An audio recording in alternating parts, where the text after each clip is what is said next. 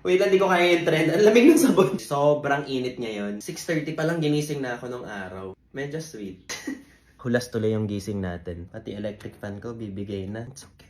If you've ever been to Thailand before, meron silang sobrang sikat na cooling powder brand. Actually, hindi lang siya powder. May soap, may spray. Tinay ko siya doon. Sobrang nakakalamig ng katawan. Ito yung itsura niya. Ito siya guys. So, kahit sa Watsons nila, merong ganyan. Check nyo sa mga online platforms natin guys. Available na siya in the Philippines. Sobrang happy ko kasi finally, malalabanan na natin yung init dito sa Pilipinas. Very nostalgic. Expect na natin na sobrang init today. So in the morning, quickly heat cooling soap. But after shower, paglabas mo ng CR, sobrang cooling na agad. And then cooling powder throughout the day. It feels really good. Parang ka nag-BS after nyo mag-swimming sa isang mahangin na resort yan. After 3 hours, what is this heat? Kinayalo. Oh, cooling powder naman. Palagay ako sa mom ko kasi hindi ko abot. ASMR.